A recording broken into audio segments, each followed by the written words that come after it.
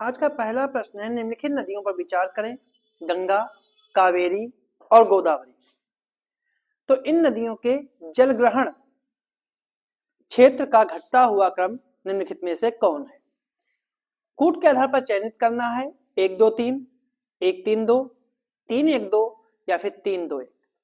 इसका सही जो आंसर है वो आपका है बी ऑप्शन 1 3 2। पहले 1, ठीक है, पहले ये आएगा और फिर उसके बाद नंबर 2 पे और नंबर 3 पे कावेरी आएगी। जल ग्रहण भूमि क्षेत्र वह होता है जहां वर्षा होने पर जल एकत्र होता है और यह क्षेत्र जो है पहाड़ियों से घिरा होता है।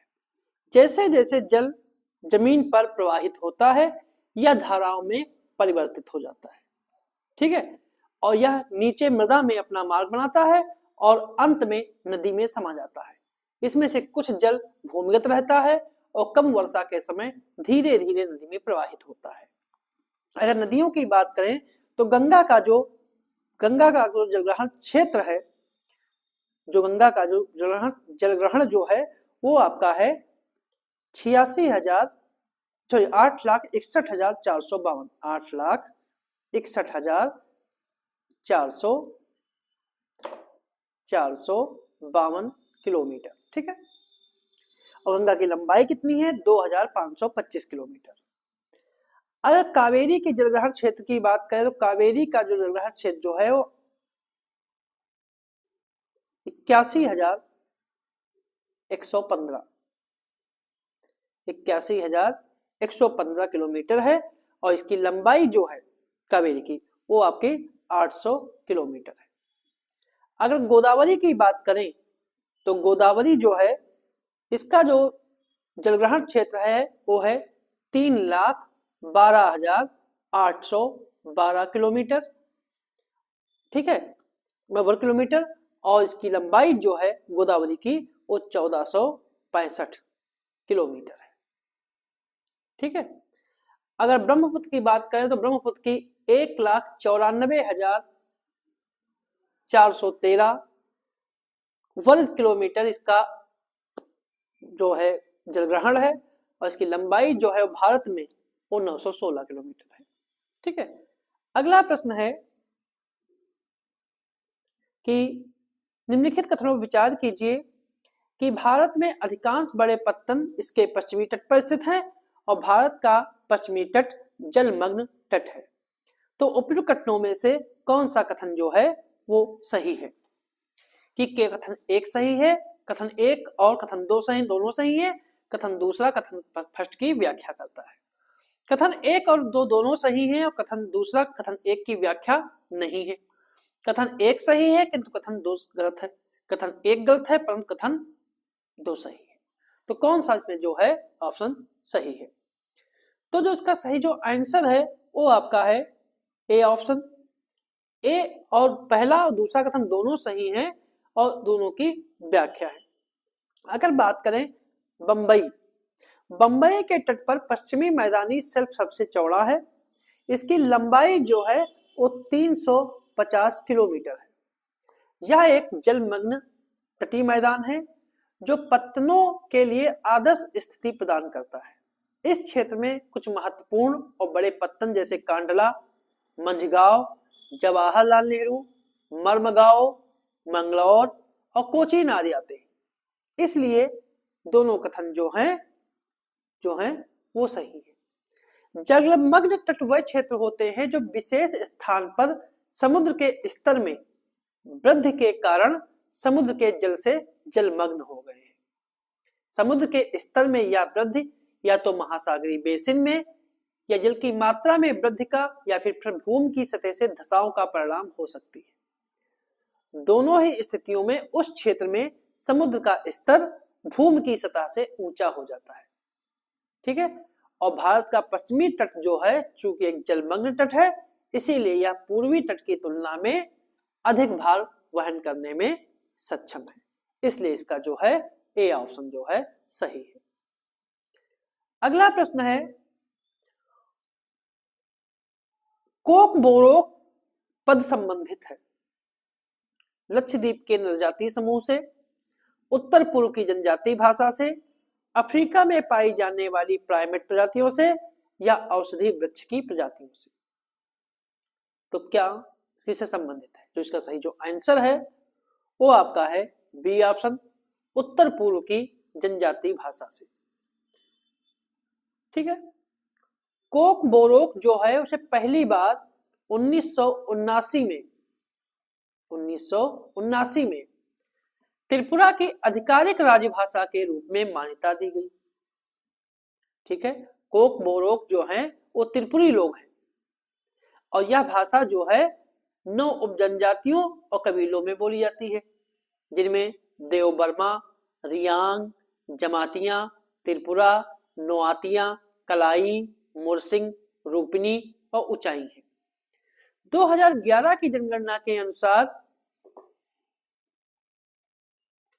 2011 की जनगणना कोक बोरोक भाषा बोलने वाले लोगों की कुल संख्या जो है 8,80,537 है, जो वहां की कुल जनसंख्या का 23.97% है। कोक बोरोक जो है त्रिपुरा के 19 जनजाति समुदायों के लिए संपर्क और संचार की भाषा है। ठीक है। अगर संचार की भाषा है वहां की एक लिंगुआ फ्रैंका भी मानी जाती है। ठीक है। तो इसका सही जो आंसर है वो आपका बी ऑप्शन है। अगला प्रश्न है, निम्नलिखित युग्मों विचार कीजिए, मरुस्थल और महाद्वीप से संबंधित है कि कालाहारी मरुस्थल, नामिब मरुस्थल, मोजावे मरुस्थल, तो इनमें कितने जो हैं वो सही हैं? तो केवल एक सही है, केवल 2 सही है, तीनों सही है, या फिर में से कोई सही नहीं। इसका सही जो आंसर है वो आपका है बी ऑप्शन, इसके केवल 2 सही है। सबसे पहले मरुस्थल किसे कहते हैं? मरुस्थल जो होते हैं वो कम वर्षा वाले क्षेत्र होते हैं। मरुस्थलों को जलवायु के आधार पर 2 भागों में वर्गीकृत किया गया है। जैसे सहारा एक गर्म मरुस्थल है, और जैसे गोबी एक समशीतोष्ण मरुस्थल है। गर्म मरुस्थलों की शुष्कता जो है व्यापारिक पवनों के प्रभाव के कारण होती है, इसलिए इन्हें व्यापारिक पवन मरुस्थल भी कहा जाता है। समशीतोष्ण मरुस्थल जो होते हैं वर्षा रहित होते हैं, क्योंकि उनकी आंतरिक अवस्थिति जो होती है वो समशीतोष्ण अक्षांशों में होती है, जो वर्षा वाली पवनों से काफी दूर होते हैं। कालाहारी मरुस्थल जो है वो दक्षिण अफ्रीका के आंतरिक पठार का एक बड़े बेसिन जैसा मैदान है, इसलिए ये पहला कथन जो है सही है। कालाहारी मरुस्थल का विस्तार जो है बोत्सवाना जो देश है उसके पूरे भाग में, नामीबिया के पूर्वी भाग में और दक्षिण अफ्रीका के उत्तरी केप प्रांत के में स्थित है। दक्षिण पश्चिम में यह नामीबिया के तटीय मरुस्थल नामिब के साथ विलीन हो जाता है। यहाँ की जलवायु उत्तर और पूर्व में अर्धशुष्क के बजाय उप आर्द्र है, जैसे इसीलिए वहां शुष्क वन है, सवाना और लवणी झीलें हैं। इस मरुस्थल के दक्षिण और पश्चिम में कालाहारी तुल्य जलवायु पाई जाती है और यहाँ अर्ध मरुस्थलीय वनस्पतियां भी पाई जाती है, यानी कालाहारी मरुस्थल में। ठीक है। मोजावे जो मरुस्थल है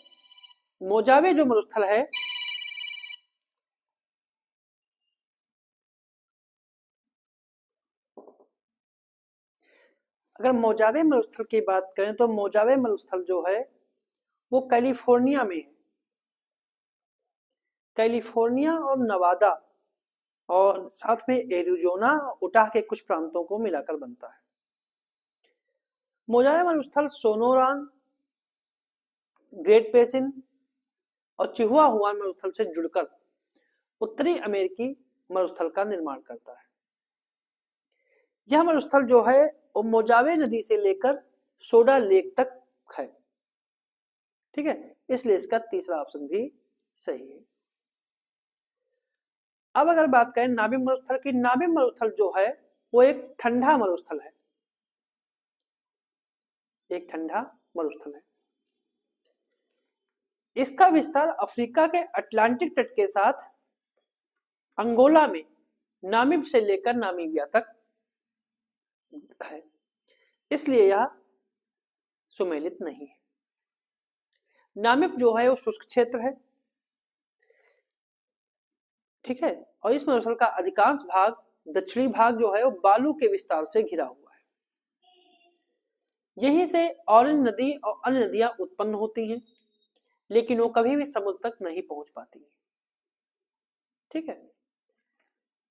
ठंडी बेंगुला धारा जो है इसके उत्तर पश्चिम की ओर बहती है, इसलिए ऊपर की वायु ठंडी रहती है और एक कोहरे का निर्माण करती है, इसलिए इसका बी ऑप्शन जो है वो सही है। अगला प्रश्न है कि सुनामी के संदर्भ में विचार कीजिए कि यह एक प्रकार के भूकंप है जिनका अधिकेंद्र महासागरीय जल के भीतर होता है और तरंगों की ऊंचाई जल की गहराई के विरुद्ध प्रमाणपाती होती है। तो कौन सा कथन जो है वो सही है?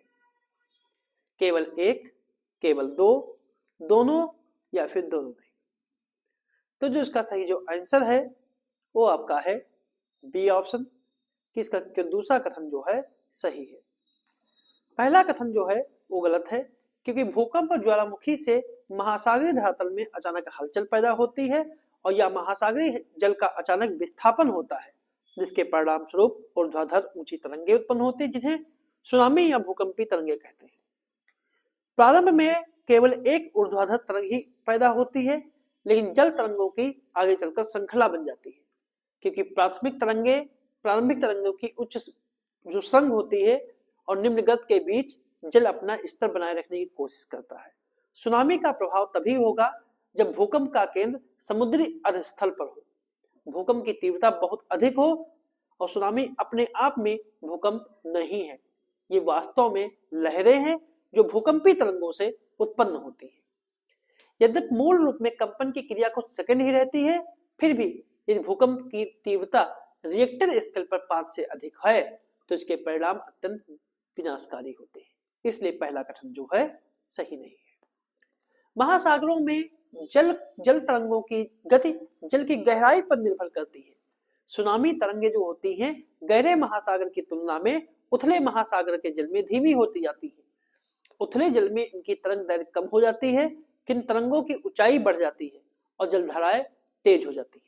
इसी के परिणाम स्वरूप सुनामी का प्रभाव महासागर के अंदरूनी भाग में कम और तटीय भागों के निकट अधिक होता है, जिसके कारण बड़े पैमाने पर तबाही होती है। इसीलिए समुद्र में चलने वाला जहाज सुनामी से अत्यधिक प्रभावित नहीं होता है, तो समुद्र के गहरे हिस्सों में सुनामी का पता लगाना कठिन होता है। ऐसा इसलिए है क्योंकि गहरे जल में सुनामी तरंगों की लंबाई बहुत अधिक होती है और तरंग की ऊंचाई कम होती है। इस प्रकार सुनामी की तरंग के कारण जलपोत केवल 1 या 2 मीटर तक ही उठाया जा सकता है और प्रत्येक उत्थान और पतन में कई मिनट का समय लगता है, इसलिए दूसरा कथन जो है वो सही है। अगला प्रश्न है कि इस नदी का उद्गम अमरकंटक की पहाड़ी एवं पठार के पश्चिम तट से होता है और यह नदी दक्षिण में सतपुड़ा और उत्तर में बिंद पर्वत श्रेणी के बीच एक धंस घाटी में प्रवाहित होती हुई संगमरमर की चट्टान में एक मनोहर महाखंड और जबलपुर के पास एक धुआंधार जलप्रपात का निर्माण करती है। यह विवरण जो है किस नदी से संबंधित है? चेनाब, तापी, नर्मदा या फिर महानदी? तो जो इसका सही जो आंसर है वो आपका है सी ऑप्शन, नर्मदा। नर्मदा नदी का उद्गम जो है वो अमरकंटक के पठार के पश्चिमी भाग से लगभग 1057 मीटर की ऊंचाई से होता है। इसके दक्षिण में जो है वो सतपुड़ा है, ठीक है, और उत्तर में जो है वो विंध्याचल है, ठीक है। विंध्याचल श्रेणी के बीच या भ्रंश घाटी से होकर बहती है और संगमरमर की चट्टानों में जबलपुर के पास एक धुआंधार जलप्रपात का निर्माण करती है। इसकी लंबाई जो है नर्मदा की वो 1312 किलोमीटर है और यह भड़ौच के दक्षिण में अरब सागर में मिलती है। सरदार सरोवर परियोजना जो है वो इसी नदी पर बनाई गई है, इसलिए इसका विकल्प सी जो है वो सही है।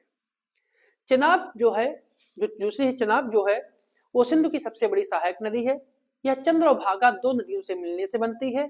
ये नदियां हिमाचल प्रदेश के केलांग के पास चांडी में आपस में मिलती हैं।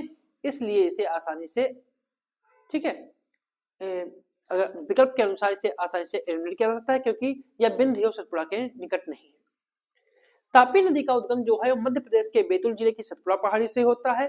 यह बेसिन उत्तर में सतपुड़ा पर्वतमाला और पूर्व में महादेव पहाड़ियां और दक्षिण में अजंता पहाड़ियां और सतमाला पहाड़ियों और पश्चिम में अरब सागर से घिरा हुआ है।